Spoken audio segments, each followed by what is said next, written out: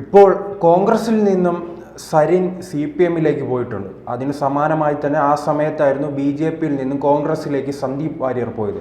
പക്ഷേ സരിൻ എന്തായാലും കോൺഗ്രസിനെ വിമർശിക്കുന്നത് കുറച്ചിട്ടുണ്ട്. മറുവശത്ത് BJP-യും സന്ദീപ് വാര്യറും തമ്മിൽ നേർക്കുനേർ പോരാട്ടമായി മാറിയിട്ടുണ്ട്. അദ്ദേഹത്തിൻ്റെ ഫേസ്ബുക്കിൽ ഇപ്പോൾ തുടർച്ചയായി വന്നുകൊണ്ടിരിക്കുന്നത് BJP-ക്കെതിരെയുള്ള വിമർശനങ്ങളാണ്, പ്രത്യേകിച്ച് K. സുരേന്ദ്രനെതിരെ. ഇപ്പോൾ അതിന് സമാനമായി തന്നെ BJP-യുടെ ഭാഗത്തു നിന്നും ഒരു എതിർപ്പ് സന്ദീപ് വാര്യറിനെതിരെ ഉണ്ടായിട്ടുണ്ട്. ഇന്നലെ യുവമോർച്ചയുടെ ഒരു പ്രകടനത്തിൽ സന്ദീപ് വാര്യറിന് കൊലവിളി ഒരു മുദ്രാവാക്യം, സന്ദീപ് വാര്യറിനെതിരെ കൊലവിളി മുദ്രാവാക്യം മുഴക്കുന്നൊരു സാഹചര്യം ഉണ്ടായിട്ടുണ്ട്. എന്തായാലും എത്ര നാൾ ഇങ്ങനെ പോകും ഈ BJP-യും സന്ദീപ് വാര്യറുമായിട്ടുള്ള ഒരു നേരിട്ടുള്ള പോരാട്ടം? ഈ കേഡർ പാർട്ടികളായ CPM-നും BJP-ക്കും എല്ലാം തന്നെ ശക്തമായ ഒരു പ്രവർത്തക സാന്നിധ്യം ആ പാർട്ടികളിലുണ്ട്. അപ്പോൾ അതുകൊണ്ട് തന്നെ ഈ പാർട്ടികളിൽ നിന്ന് പോകുന്ന നേതാക്കളോട് കൃത്യമായ അവഗണനയും അവരോടുള്ള എതിർപ്പും അതിനകത്ത് രൂഢമൂലമായി ഉണ്ടാകുകയും അത് പുറത്തേക്ക് വരികയും ചെയ്യും. ഇപ്പോൾ CPM-ൽ നിന്ന് പലരും വിട്ടുപോയ സാഹചര്യത്തിലും ഈ കാര്യങ്ങളൊക്കെ ഉണ്ടായിട്ടുണ്ട്. അതിൻ്റെ ഏറ്റവും വലിയ ഉദാഹരണമാണല്ലോ TP എന്ന് പറയുന്നത്, TP ചന്ദ്രശേഖരൻ വാദത്തിലേക്ക് നയിച്ച കാര്യങ്ങൾ. ഒരു ഇന്നോവയിൽ ഒരു സംഘം എത്തുകയും TPയെ ഇടിച്ചു തെറിപ്പിക്കുകയും പിന്നെ TPയെ വെട്ടി വീഴ്ത്തുകയും ഒക്കെ ചെയ്ത ഒരു സംഭവം കേരളത്തെ ഞെട്ടിച്ചു കളഞ്ഞ ഒരു രാഷ്ട്രീയ കൊലപാതകങ്ങളൊന്നായിട്ട് അത് മാറി.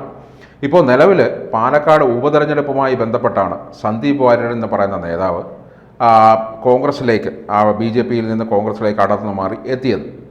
അതിൻ്റെ അടിസ്ഥാനത്തിലാണ് സന്ദീപ് വാര്യരും BJP നേതൃത്വവും തമ്മിൽ തുടർച്ചയായി ഒരു പരസ്യപ്പോര് ഇപ്പോൾ നിലനിൽക്കുകയാണ്. അതിൻ്റെ ഭാഗമായി തന്നെ ഇന്നലെ ആണ് കണ്ണൂരിൽ KT ജയകൃഷ്ണൻ മാസ്റ്ററുടെ ബലിദാന ദിനത്തിൽ യുവമോർച്ച നടത്തിയ പ്രകടനത്തിലാണ് ഇത്തരത്തിലുള്ള ഒരു കൊലവിളി മുദ്രാവാക്യം ഉയരുകയും അതിപ്പോൾ രാഷ്ട്രീയ വിവാദമായി രൂപപ്പെടുകയും ചെയ്തിട്ടുള്ളത്. അപ്പോൾ സന്ദീപ് വാര്യർ ഇപ്പോൾ ഉയർത്തുന്ന ഒരു ചോദ്യം, എന്തുകൊണ്ടാണ് മറ്റ് 14-13 ജില്ലകളിലും KT ജയകൃഷ്ണൻ മാസ്റ്ററുടെ ബലിദാന ദിനം ഒരു പ്രകടനത്തിൻ്റെ രൂപത്തിൽ നടത്താനത്, അതെന്തുകൊണ്ട് കണ്ണൂരിൽ അത് മാത്രമായി ഒതുങ്ങിപ്പോയി എന്ന് പറയുന്ന ഗുരുതരമായ ഒരു ആരോപണമാണ് നേതൃത്വത്തിനെതിരെ ഇപ്പോൾ നടത്തുന്നത്. നമ്മളിതിൻ്റെ ഒരു ചരിത്രം പരിശോധിച്ചാൽ സന്ദീപ് വാര്യർ മുമ്പും ഒരു തവണ BJP-യിൽ നിന്ന് നടപടി നേരിടുകയും കുറേ കാലത്തേക്ക് TV ചർച്ചകളിൽ നിന്ന്, ചാനൽ ചർച്ചകളിൽ നിന്ന് അപ്രത്യക്ഷനാവുകയും ചെയ്ത ഒരു സാഹചര്യം നിലനിന്നിരുന്നു. നിലവിൽ പാലക്കാട് തെരഞ്ഞെടുപ്പിലേക്ക് വരുമ്പോൾ കൃഷ്ണകുമാറിൻ്റെ സ്ഥാനാർത്ഥിത്വത്തെ ചൊല്ലി ആദ്യം മുതൽ അവിടെ ഒരു പ്രശ്നം രൂപപ്പെട്ടിട്ടുണ്ട്. അത് പിന്നെ നിരന്തരമായി ഉണ്ടാകുന്ന തെരഞ്ഞെടുപ്പുകളിലെല്ലാം തന്നെ, ഇപ്പോൾ പൊതു തെരഞ്ഞെടുപ്പായാലും ഉപതെരഞ്ഞെടുപ്പായാലും തദ്ദേശ തെരഞ്ഞെടുപ്പായാലും എല്ലാ തെരഞ്ഞെടുപ്പുകളിലും കൃഷ്ണകുമാർ സ്ഥാനാർത്ഥിത്വത്തിലേക്ക് വരുന്നുവെന്നും അത്തരത്തിലുള്ള ഒരു കൃഷ്ണകുമാറിൻ്റെ സ്ഥാനാർത്ഥിത്വത്തെ പാർട്ടി അംഗീകരിക്കുന്നില്ലെന്നും പാർട്ടിയിലെ ഒരു വിഭാഗം അംഗീകരിക്കുന്നില്ലെന്നും ഉള്ള ഒരു ആക്ഷേപമാണ് സന്ദീപ് വാര്യർ ഉയർത്തിയത്. അതിന് പുറമെ കൃഷ്ണകുമാർ സ്ഥാനാർത്ഥിത്വത്തിലേക്ക് വരികയും ഒരു പാർട്ടി പരിപാടിയിൽ സന്ദീപിന് കസേര നൽകിയില്ല, അദ്ദേഹത്തെ വേണ്ട രീതിയിൽ ആ പരിപാടിയിലേക്ക് ക്ഷണിച്ചില്ല, അദ്ദേഹത്തെ അവഗണിക്കുന്നതിൻ്റെ തുടർക്കഥയായി ഇതും മാറി എന്ന തരത്തിലുള്ള ഒരു ആരോപണവും ഉയർത്തിയിരുന്നു. പാലക്കാട് സീറ്റിലേക്ക് സന്ദീപ് വാര്യർക്ക് ഒരു കണ്ണുണ്ടായിരുന്നു എന്ന് പറയുന്ന ഒരു വാർത്തയും അല്ലെങ്കിൽ ഒരു വസ്തുതയും പുറത്തു വന്നിരുന്നു. അപ്പോൾ ഈ തരത്തിൽ അവർ തമ്മിലുള്ള, ഇപ്പോൾ സന്ദീപും പാർട്ടിയും തമ്മിലുള്ള ഒരു ആശയവിനിമയം കൃത്യമല്ലാതാകുകയും സന്ദീപ് BJP-യിൽ നിന്ന് അകലുകയും തുടർന്ന് വിവിധ രാഷ്ട്രീയ കക്ഷികളുമായി സന്ദീപ് കൂടിക്കാഴ്ച നടത്തുകയും പൊതുപ്രവർത്തനത്തിന് വേണ്ടി അദ്ദേഹം കോൺഗ്രസ് തിരഞ്ഞെടുക്കുകയും ചെയ്തു. വിഷയം അവിടെ സന്ദീപ് കോൺഗ്രസിലേക്ക് വന്നെങ്കിലും സന്ദീപിനോടുള്ള എതിർപ്പ് രൂഢമൂലമായി BJP-യിൽ ഇപ്പോഴും തുടരുകയാണ്. അപ്പോൾ ഇത്തരത്തിൽ സന്ദീപ് ഇടപെട്ട് വയനാട്ടിലെ ഒരു മുൻ ജില്ലാ പ്രസിഡൻ്റായ മധുവിനെ കോൺഗ്രസിലെത്തിക്കാനുള്ള ചർച്ചകൾക്ക് നേതൃത്വം കൊടുത്തു എന്ന് പറയുന്ന ഒരു വാർത്ത പുറത്തു വന്നു. അപ്പോൾ സ്വാഭാവികമായും രാജ്യം ഭരിക്കുന്ന പാർട്ടി എന്ന നിലയിൽ BJP-ക്ക് കേരളത്തിൽ കൃത്യമായൊരു പ്രാതിനിധ്യം, അതായത് പാർലമെൻ്ററി രംഗത്ത് അവർക്ക് കൃത്യമായൊരു പ്രാതിനിധ്യം ഇതുവരെ ഉണ്ടായിട്ടില്ല. നേമത്ത് ഒരു രാജഗോപാലിൻ്റെ വിജയം താൽക്കാലികമായിരുന്നു. ഇപ്പോൾ നിലവിൽ സുരേഷ് ഗോപി പാർലമെൻറ്റിലേക്ക് ജയിച്ചിട്ടുണ്ട്. ഇത് രണ്ടുമാണ് എടുത്തു പറയാവുന്ന BJP-ക്കുണ്ടായ 2 പാർലമെൻ്ററി വിജയങ്ങൾ. ചില തദ്ദേശ സ്ഥാപനങ്ങളിൽ അവർ ഭരണം നടത്തുന്നുമുണ്ട്. എന്നാൽ ആകത്തുകയിൽ നോക്കുമ്പോൾ BJP-ക്ക് കേരളത്തിൽ ഒരു കൃത്യമായ അടിത്തറ, അതായത് പാർലമെൻ്ററി രംഗത്ത് ജയിക്കാവുന്ന തരത്തിലേക്ക് BJP-യുടെ ഒരു രാഷ്ട്രീയ വളർച്ച ഉണ്ടായിട്ടില്ല.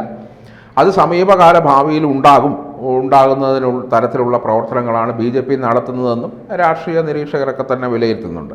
അതിനിടയിലാണ് സന്ദീപിനെ പോലുള്ള ഒരു മുതിർന്ന നേതാവ്, അതായത് BJPയുടെ സംസ്ഥാന വക്താവ് കൂടിയായിരുന്ന സന്ദീപ് വാര്യർ പാർട്ടി വിടുകയും ആ തരത്തിലുള്ള ഒരു വലിയ ക്ഷീണം സംസ്ഥാന നേതൃത്വത്തിന് അതൊരു തിരിച്ചടിയുടെ രൂപത്തിൽ ലഭിക്കുകയും ചെയ്തു. പ്രത്യേകിച്ച് A ക്ലാസ് മണ്ഡലം എന്ന് BJP കരുതിയിരുന്ന പാലക്കാട് വലിയ തോതിലുള്ള ഒരു വോട്ട് ചോർച്ചയും ഉണ്ടായി.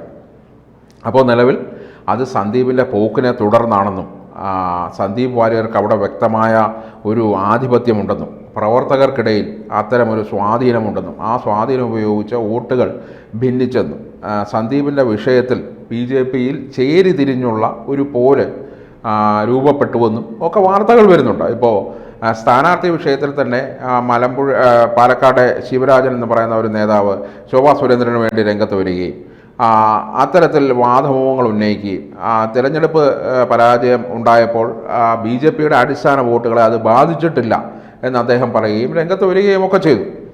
അപ്പോൾ സുരേന്ദ്രൻ നേതൃസ്ഥാനത്ത് നിന്ന് മാറണം എന്ന് പറയുന്ന ഒരു മുറവിളിയും ഇതിനോടൊപ്പം തന്നെ ഉയർന്നിട്ടുണ്ട്. പക്ഷേ സന്ദീപ് വാര്യർ മുന്നോട്ട് വയ്ക്കുന്ന ഒരു വലിയ രാഷ്ട്രീയ പ്രതിരോധം അതിനെ BJP നേരിടുന്നത് എങ്ങനെയാണെന്ന് എന്ന് വെച്ചാൽ അവർക്കതിലൊരു ആശയക്കുഴപ്പമുണ്ടായിട്ടുണ്ടോ എന്ന തരത്തിലേക്കാണ് ഇപ്പോൾ കാര്യങ്ങൾ പോകുന്നത്. കാരണം സന്ദീപ് പല നേതാക്കളുമായും BJPയിലെ അതൃപ്തരായ പല നേതാക്കളുമായും ബന്ധപ്പെടുന്നു, അവരെ കോൺഗ്രസ്സിൽ എത്തിക്കാനുള്ള ഒരു നീക്കം നടത്തുന്നു.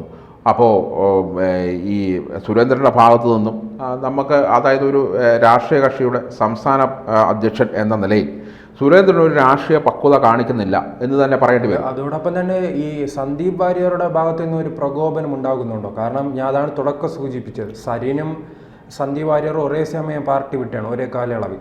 മറിച്ച് സരിൻ അങ്ങനെ വലിയ രീതിയിൽ കോൺഗ്രസിനെ വിമർശിക്കുന്നില്ല, CPMന്റെ പ്രവർത്തനവുമായി അദ്ദേഹം മുന്നോട്ട് പോവുകയാണ്. ഇപ്പോൾ തന്നെ അദ്ദേഹം പാർട്ടിയുടെ അംഗമായി ചേർന്നിട്ടുണ്ടല്ലോ ഈ ഇടക്കാലത്ത്. അതോടൊപ്പം പക്ഷേ ഈ സന്ദീപ് വാര്യർ നിരന്തരം ഇങ്ങനെ ഈ സുരേന്ദ്രനെ രാജിവെപ്പിക്കണമെന്ന ലക്ഷ്യമായി, പിന്നെ പല നേരത്തെ സൂചിപ്പിച്ചതുപോലെ തന്നെ അവിടുത്തെ ഒരു രഞ്ജിത്തിൻ്റെ കേസുമെല്ലാം ബന്ധപ്പെട്ട് നിരന്തരം ഇപ്പോഴും BJPയുടെ പ്രശ്നങ്ങളിൽ ഇടപെട്ടുകൊണ്ടിരിക്കുക, ആഭ്യന്തര കാര്യങ്ങളിൽ ഇടപെടുന്നത് BJP പ്രവർത്തകരെ വലിയ രീതിയിൽ സ്വാധീനിക്കുമല്ലോ. തീർച്ചയായും അതുണ്ടാവും. കാരണം ഞാൻ അത് നേരത്തെ പറഞ്ഞിരുന്നല്ലോ, ഈ കേഡർ പ്രസ്ഥാനം എന്ന നിലയിലാണ് CPMും BJPയും പ്രവർത്തിക്കുന്നത്. അപ്പോൾ ആ കേഡർ പ്രസ്ഥാനത്ത് നിന്നൊരു നേതാവ് മറ്റൊരു പാർട്ടിയിലേക്ക് പോകുമ്പോൾ സ്വാഭാവികമായും അണികളുടെ മറുചേരിയിൽ നിൽക്കുന്ന അണികളുടെ ഒരു വികാരപ്രകടനം അവിടെ ഉണ്ടാവും. അപ്പോൾ ഈ പോയ നേതാവിന് ആ നിലവിൽ BJPയിൽ നിന്ന് പോയ സന്ദീപ് വാര്യർക്ക് BJPയിലെ ഉള്ളുകളികളെ പറ്റി കൃത്യമായൊരു ധാരണയുണ്ട്.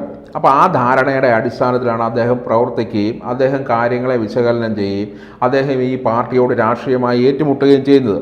തീർച്ചയായും കോൺഗ്രസ്സിലേക്ക് വരുമ്പോൾ, അതായത് ഒരു ഹിന്ദുത്വ രാഷ്ട്രീയം, അതായത് സംഘപരിവാർ സംവിധാനത്തിൽ നിന്നും വരുന്ന ഒരു നേതാവ് കോൺഗ്രസിൻ്റെ ഭാഗമാകുമ്പോൾ തീർച്ചയായും അതിനെ എതിർക്കുന്ന ഒരു നിലപാടിലേക്ക് എത്തണം.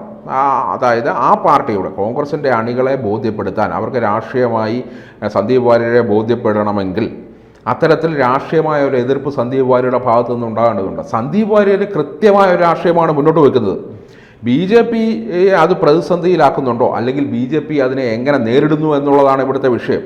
അപ്പോൾ രണ്ടുപേരും തമ്മിലുള്ള ഒരു പരസ്യ പോര്, പരസ്യ വിവാദം, അല്ലെങ്കിൽ BJPക്ക് ഇനി വരുന്ന തെരഞ്ഞെടുപ്പുകളിൽ മേൽക്കൈ നഷ്ടമാകുന്ന രീതിയിൽ രാഷ്ട്രീയം പറയുന്ന സന്ദീപ് വാര്യരെ BJP എങ്ങനെ നേരിടും എന്നുള്ളത്. അതോടൊപ്പം തന്നെ സന്ദീപ് വാര്യർ പറഞ്ഞിട്ടുണ്ട്, പാലക്കാട് നഗരസഭ അടുത്ത വരുന്ന തദ്ദേശ സ്വയംഭരണ തെരഞ്ഞെടുപ്പിൽ പിടിക്കുമെന്ന് അദ്ദേഹം വെല്ലുവിളിക്കുന്ന ഒരു രീതിയിലോട്ടും പോയിട്ടുണ്ട്. അതെന്തായാലും നടപ്പിലാക്കാൻ കഴിയുമോ അദ്ദേഹത്തിന്?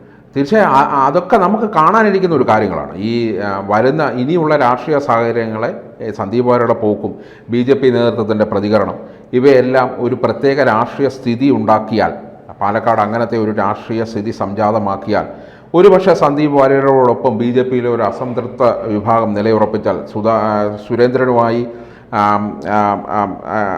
പ്രശ്നമുള്ള, അല്ലെങ്കിൽ സുരേന്ദ്രനെ നേതൃസ്ഥാനത്ത് നിന്ന് പുറത്താക്കണമെന്ന് താല്പര്യമുള്ള ഒരു സംഘം ആൾക്കാർ അവിടെ ഏകോപിച്ചാൽ ഒരുപക്ഷെ പാലക്കാട് നഗരസഭയുടെ ചിത്രം തന്നെ മറ്റൊന്നായേക്കാം. എന്തായാലും ഈ പറയുന്ന ഒരു രാഷ്ട്രീയ സ്ഥിതിയെ BJP നേതൃത്വം എങ്ങനെ കൈകാര്യം ചെയ്യുന്നു എന്നുള്ളതും നമുക്ക് വരും ദിനങ്ങളിൽ അത് ഗൗരവമായി തന്നെ വിലയിരുത്തേണ്ടതായി വരും.